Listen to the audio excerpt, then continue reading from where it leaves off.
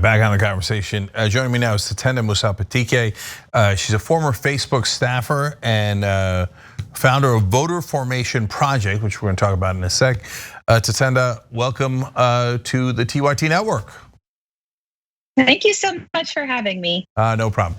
So before we get into the political project you're on, what did you do at Facebook? I was a client solutions manager for Democratic politics, which meant that I worked with folks on the left to help implement their ad buy strategies and try and resolve any technical issues they may have, and really acted as a voice of the industry to the company and the company back to the industry. So really worked closely with both the advertisers and then within Facebook to try and make sure that they were able to be successful with their ad buys. Okay, now that job is challenging, but the job of Facebook overall, I think admittedly is very challenging. As we both have critiques of it, I want to acknowledge that it's not easy. So they had a policy that politicians were basically exempt from other regulations on Facebook because they wanted to be able, they didn't want to interfere with political speech. Another way of saying that is basically they would let politicians lie, because what could politicians ever do without being able to lie? And so they recently changed that and said that politicians will not be able to do that. But now they've got to go and fact check politicians, which is going to cause them big problems because the politicians are not going to be happy about it. So first, where do you stand on all that? I have a view that I think from the start it was really important to make sure that all people who are on the platform were held accountable equally. While I can understand the idea that newsworthiness means that whatever the politicians may say on the platform may eventually end up in the public ecosystem, and so it may not be necessary for the platforms to say take that content off their pages. I do think at the end of the day, if we're going to say that we take the security and safety, especially of minority groups who are more affected by some of this language seriously, then we have to make sure that politicians are held accountable for their actions in the same way that any other person on the platform is, especially when politicians' discourse has much stronger ramifications and consequences for the things that they say and who they can possibly harm. Yeah, so some of this is easy. So when Trump says, we did a story today about how Trump was pressing his Justice Department to interfere in the election process because he thought that Italy had fixed the elections. Okay, Italy did not fix the US elections. That's easy. That's an obvious, ridiculous lie, right? But it gets hard when you get closer to most of the things that politicians say. So Joe Manchin says that he votes against the HR 1 basically for the People Act. He votes against $15 minimum wage. He votes to maintain the filibuster because that's what his voters want. Well, those are pretty demonstrable lies. All of those poll really, really well in West Virginia. And the reality is he's doing it for the benefit of his corporate donors. So is that a lie? Should Facebook do something about that? That's a really interesting situation that you bring up, because I think it gets into the idea of removal in terms of pure truth or removal in terms of causing direct harm. And so in that instance, I think that the politician themselves could make a really strong case for the fact that they have heard directly from their constituents that they value his bipartisanship efforts over the fact that they want free or fair elections.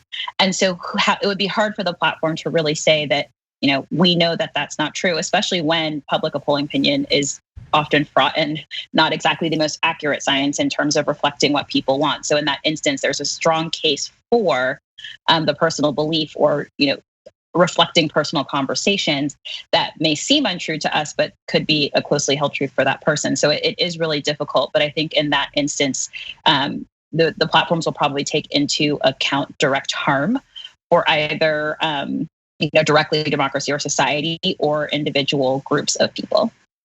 Yeah, it's really tough. Look, I think that I'm very progressive and I can't stand Donald Trump. But if you listen to his speech that day, he said a couple of things like, "Hey, march down there," and was aggressive in his speech. But he never said break into the building, kill them, hurt them, etc. So why draw the line there on Trump? I think it's a context issue. And this is something that we've seen also Facebook admit when they were talking about the situation for which when he's brought back on the platform that they will assess the context in which his platform will be put back up if it is. And so I think it's important to remember that while he didn't directly say, go break into the Capitol and kill people, he had for months and months and months been stoking a huge lie about the safety and fairness of our elections. He had been pushing a big lie about who dangerous people were in our society. He had been pushing a lot of rhetoric to encourage people to stand up against their government, encouraging people to take up arms, maybe not directly against the government, but saying, you need to be protecting yourselves. These people are your enemy. And when you call people your enemy and you support people having access to, different kinds of arms, and maybe are insinuating or strongly suggesting that you should take up potentially nonviolent or insurrectionist type behavior, then I think that also comes into play because it wasn't just the direct words. It had been months and months of context building up.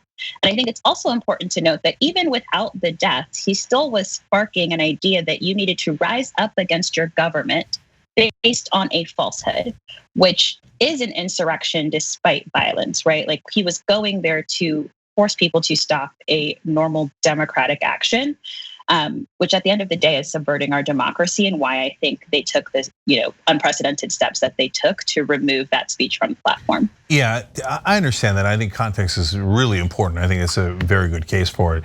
So Matt Gaetz, Lara Trump recently have both at a bare minimum have insinuated violence. Matt Gaetz was saying that people should use their Second Amendment rights and potentially against the government and potentially soon. So these are pretty close to direct incitement. And then Lara Trump just flat out said you should grab your guns and maybe take things into your own hands at the border. So what happens in a situation like that?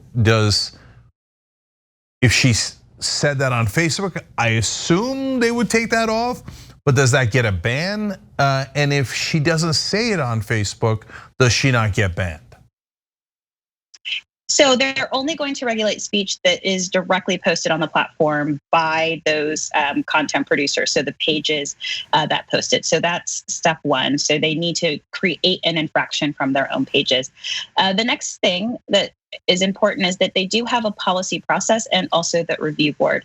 And so I think they're trying to build a framework of rules around how politicians will have rules enforced that will become more apparent as they need to go through more and more enforcements. But the other thing about that language is that many people aren't aware that Facebook has two standards of policymaking, one for advertisers, which is more stringent than that for just organic content.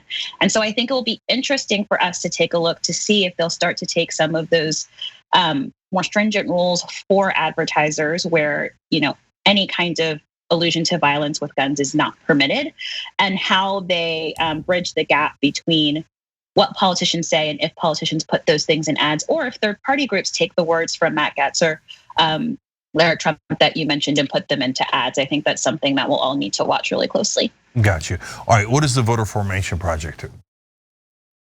The Voter Formation Project is a new C3 that I founded this year that is designed to help Black and Brown and underserved communities register to vote and vote so that we're closing the disparity between these voters and their white counterparts. Our goal is to make sure that we are using digital tactics to reach all of these communities so that they're better able to advocate for the policies that will help them and ultimately express that at the ballot box.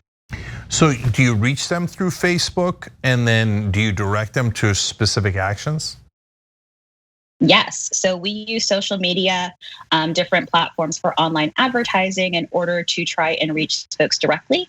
And then we will connect them with either video resources to give more information or links to their Secretary of State for them to directly register to vote, or we have built technology that will help people make a plan to vote and then ultimately get reminders to do that. So we have a bunch of different ways that we are trying to make sure that people are aware of how they can become civically engaged, and also making sure that we're giving people information about why it's important. A lot of times groups will come in closer to elections and tell people to vote, but there isn't a lot of work being done to explain why it's important year round. And so what we're trying to do is really change attitudes about voting and about civic participation through constant engagement and social media and online education. Okay, that's a good note to end on. Everybody check out Voter Formation Project. Tatiana, thank you so much for joining us. Appreciate it. Thank you for having me. Yeah. Thanks for watching The Young Turks. Really appreciate it. Another way to show support is through YouTube memberships. You'll get to interact with us more. There's live chat emojis, badges. You've got emojis of me, Anna, John, JR. So those are super fun. But you also get playback of our exclusive member-only shows and specials right after they air. So all of that, all you gotta do is click that join button right underneath the video. Thank you.